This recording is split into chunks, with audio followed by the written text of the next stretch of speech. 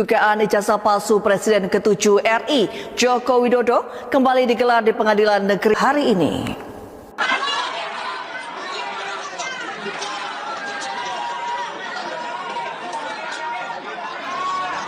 Sidang belum selesai. Sebagai Jokowi dan anak-anaknya masih terima pensiun dari negara ini, rakyat Indonesia berhak untuk menanyakan ijazahnya. Benar atau tidak salah? Karena itu modal dasar untuk menikmati fasilitas negara atas nama rakyat. Mungkin Dewan Pengawas dan Antara juga ya? Iya. Sepanjang dia masih terima gaji, berhak rakyat bertanya. Layak tidak dia pantas dulu di situ. Ijazahnya benar atau salah? Oke. Setiap skripsi tentu ada tanda tangan pembimbing, minimal pembimbing utama, betul ya? Ya. Pertanyaan saya, bisa tidak sebuah skripsi itu tidak ada tanda tangan pembimbing dan dia dinyatakan lulus sebagai insinyur?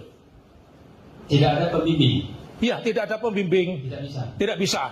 Berarti pertanyaan Anda, perjawaban Anda sama dengan Kanjeng Pangeran Haryo Bagas, ya, PhD. Itu beliau mengatakan seperti itu. Jadi di UGM tidak mungkin skripsi kosong itu bisa lulus sarjana, apapun sarjananya. Kalau artinya di sini berarti Bapak meyakini bahwa Joko Widodo yang KKN di Ketoyan 85 tahun 85 itu adalah Pak Jokowi yang Presiden ke-7 Indonesia itu ya tadi ya? Panggilan si cek ini Pak, mungkin bisa diceritakan Bapak Ibu. Saya hanya ikut-ikutan teman-temannya kalau panggil cek. Jadi untuk nama lengkapnya, sebenarnya saya juga tidak berani panggil orang. Kita bukan teman ya, jadi hanya batas. Jadi hanya dengar saja. Cek. Dan satunya Mbak Ana, satunya Mbak Ijo, satunya Ecot lah. Ecot itu namanya juga nggak tahu sampai sekarang. Memang bisa dijelaskan panggilan cek itu ya. Ya namanya Joko Widodo ya. Nah kalau panggil Jok kan sudah biasa gitu ya. Pengen main daripada yang lain biar keren gitu ya. Cek gitu.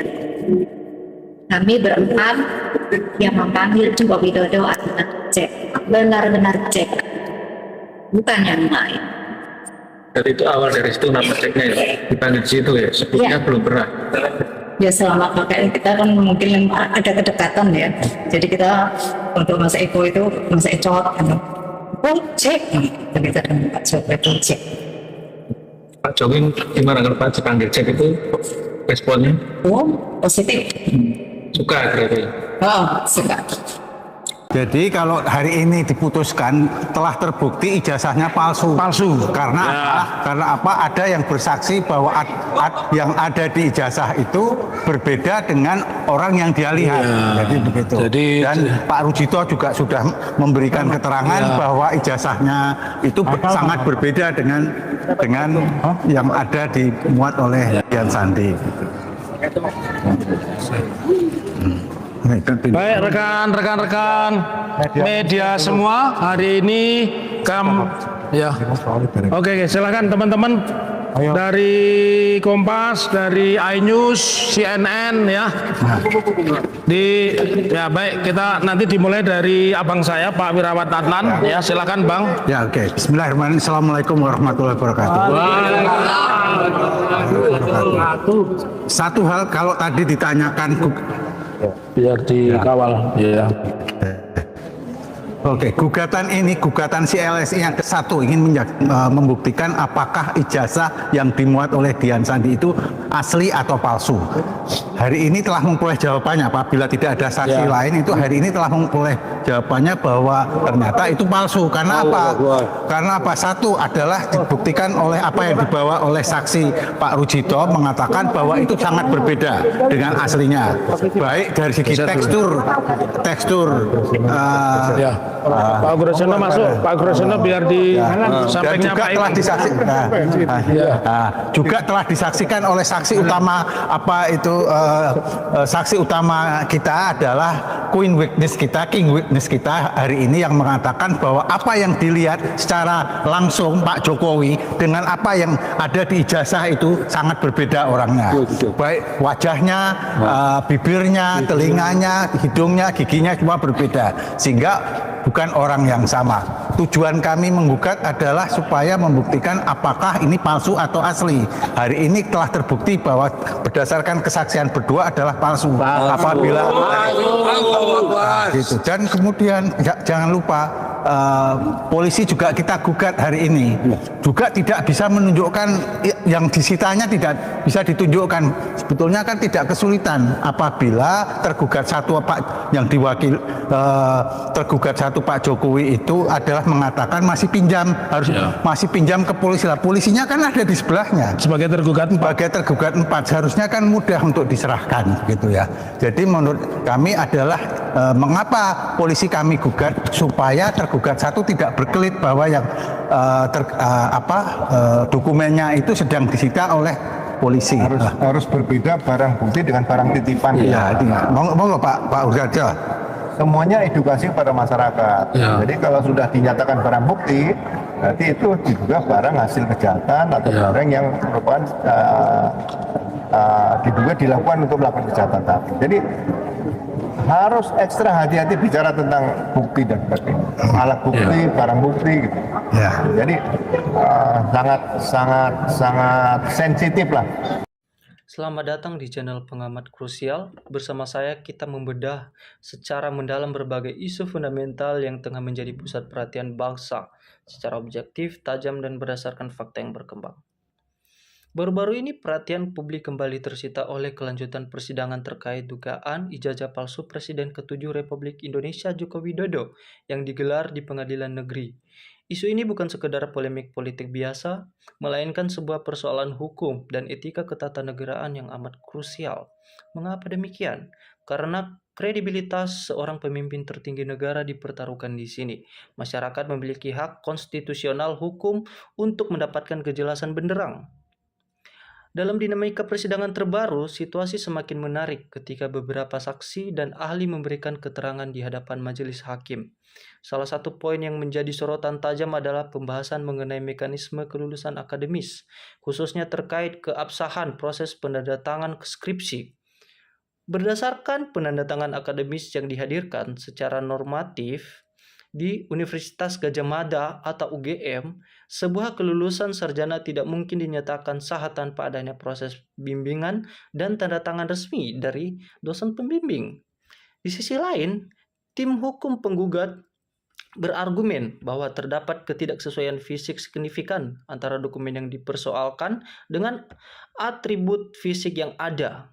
Polemik ini semakin diperumit oleh status barang bukti yang saat ini disebut-sebut berada dalam otoritas pihak kepolisian selaku salah satu turut tergugat, yang menurut tim hukum penggugat seharusnya dapat dihadirkan secara transparan demi kepastian hukum. Satu hal yang tidak kalah penting untuk kita amati secara krusial adalah keterlibatan institusi Universitas Gadjah Mada dalam pusaran kasus ini. Sebagai salah satu universitas tertua dan paling dihormati di Indonesia, posisi UGM berada di bawah pengawasan ketat masyarakat. Banyak pengamat termasuk beberapa guru besar seperti Profesor Firman Hasan memberikan catatan kritis. Muncul pandangan di tengah publik bahwa institusi akademik seharusnya menjadi jarak yang aman dari pusaran politik praktis. Keterlibatan institusi dalam pemberikan klarifikasi yang dinilai sebagai pihak terlalu protektif justru memicu spekulasi lain di kalangan mahasiswa maupun alumni. Menjaga independensi dan integritas akademik adalah harga mati agar marwah dunia pendidikan kita tidak tergradasi oleh kepentingan elektoral maupun politik kekuasaan. Melihat peliknya kasus ini, tidak heran jika ruang digital kita dipenuhi oleh berbagai reaksi dari masyarakat. Jika kita mencermati opini para netizen dan kerinduan yang mendalam dari rakyat Indonesia terhadap hadirnya tokoh-tokoh akademis yang jujur, berani, dan berintegritas untuk menyuarakan kebenaran demi kemajuan bangsa. Masyarakat saat ini sudah semakin cerdas. Mereka tidak hanya melihat hasil akhir, tetapi juga menilai proses hukum yang berjalan. Narasi yang berkembang di ruang publik menuntut agar pihak kepolisian dan lembaga peradilan bertindak adil, transparan, dan tanpa intervensi.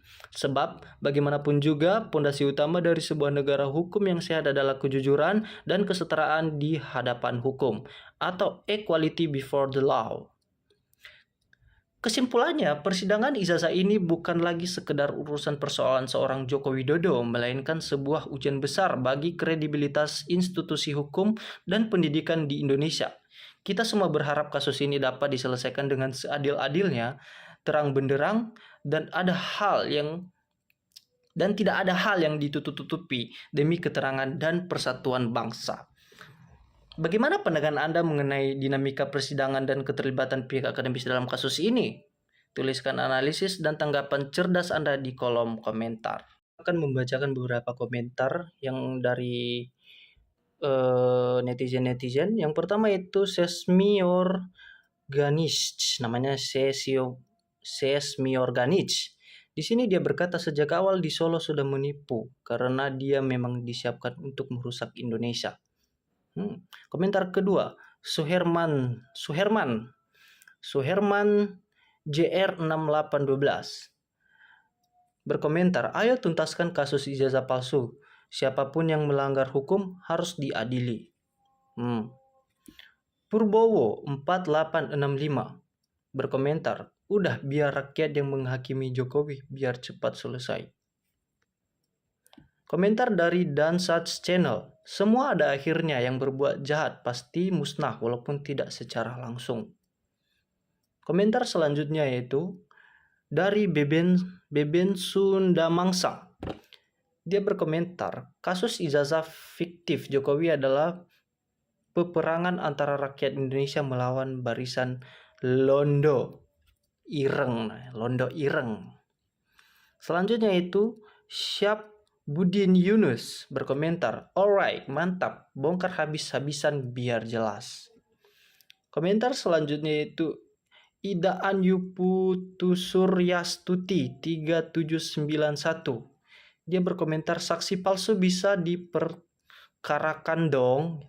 Saksi palsu bisa diperkarakan dong gitu. Selanjutnya itu Riphiebat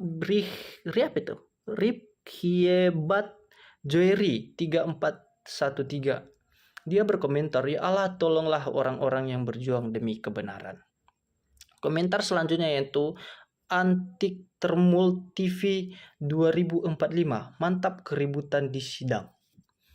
Komentar selanjutnya yaitu Taman Rosyid Y5H, tim pembela Roy Suryo DKK adalah pembela kebenaran, pembela tim Termul adalah pembela bayaran. Selanjutnya yaitu dari Anjar Sumirat 9G9C.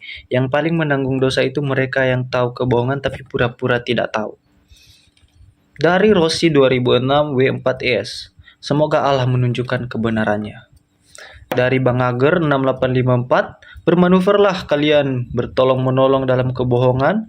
Kalian bisa menang, tapi ingat cepat atau lambat semua akan berbalas, dengan emot marahnya. Selanjutnya yaitu Zainal Munahmar. Dia berkomentar, polisi melindungi yang bayar dan yang memberi jabatan. Selanjutnya itu Hadisa Putra TikTok 97X. Betul, polisi harus digugat juga karena melindungi kejahatan. Komentar selanjutnya itu Manirah 9786. Saya orang desa saja kalau melihat foto di ijazah saja meragukan. Itu pendapat orang desa ya. Selanjutnya itu Sudiro R8G. Wahai orang-orang baik, kejar terus kebohongan, harus dibuka sejelas-jelasnya dan masukkan penjara pembohongannya. Selanjutnya itu Munirohij Haididir 5547. Ijazah palsu, saksi palsu, semuanya serba palsu termasuk hakimnya palsu. Kunci politik. Ijazah asli, orangnya palsu. Selanjutnya, Jurnalis Baal 7631, hukuman seumur hidup di Nusa Kambangan. Komentar dari anak ayam J9T. Inilah gerombolan pasakit hati yang dibiayai oleh koruptor dan dana variasing kami. Apa ini? Variasing kami 100%. Tidak percaya mereka. Ini adalah pengkhianatan negara, kata anak ayam. Selanjutnya yaitu Umi Hani. Allah maksudnya kali ya. Allah yang waras kalau memang asli pasti DG apa nih? Allah yang waras kalau memang asli pasti DG, rasa bangga pasti ditunjukkan, TDK berbelit dua kayaknya, tidak berlarut dua. Selanjutnya yaitu Kirsan 1970. Kasus ijazah palsu harus selesai biar nggak bikin gaduh TRS ... Kasihan rakyat Indonesia, gitu katanya. Selanjutnya yaitu dari Syaparudin Syab, katanya Syaparudin Syab, pengacara yang ribut SDH nipu masih juga diberi usir. Masih juga dibela usir dari negara, bikin gaduh termul katanya sini. Manusia kurang manfaat, sikat JGN tunda lagi. Oh, komentar macam apa ini? Selanjutnya itu dari Nanai Wijaya. Kalau begitu gerombolan provokator bayarannya dapat duit banyak, katanya. Dari Wagirin, enggapain, itu banyak nih, panjang kali ini. Enggapain berbelit-belit, kesanalah kesitulah, kalau memang palsu ya palsu, gitu kata dari Wagirimnya. Selanjutnya itu Maximus Nagur ya, dari Maximus Nagur. Polisi dan Kapolri yang dilindungi selama ini diproses juga dan membohongi rakyat selama ini. Selanjutnya itu dari Undang Herman 9025. Mulyono mantan presiden, katanya. Mulyono mantan presiden paling buruk, brengsek, biadab, wariskan. Dia bilang buruk, brengsek, biadab, wariskan hutang 8600 triliun, bansos ugal-ugalan, pemecah belah rakyat. Selanjutnya itu dari Simon.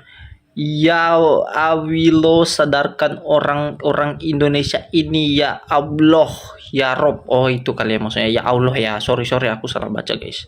Selanjutnya yaitu dari Will Havni, sorry ya. Mari bersatu melawan ketidakbenaran dan tidak jujuran. Selanjutnya itu dari Kaswasto 8109. Semoga kebenaran segera muncul, kebohongan terungkap. Amin YRA. Itu katanya. YRA itu apa ya guys? Nggak tahu aku. Selanjutnya itu Yamari K1D. Dia berkomentar, ingat masalah kesalahan pasti terungkap. Tuhan tidak tidur. Betul. Selanjutnya itu Pororoe. Maaf Q semua, saksi palsu harus diproses secara hukum bro. Dari Pororoe. Oke, mungkin cukup sekian dari komentar-komentar netizen ya guys ya. Untuk kedepannya supaya tahu tentang berita-berita hangat yang akan sering kita bahas, terutama di politik. Jangan lupa untuk subscribe dan nonton, like channel ini. Terima kasih.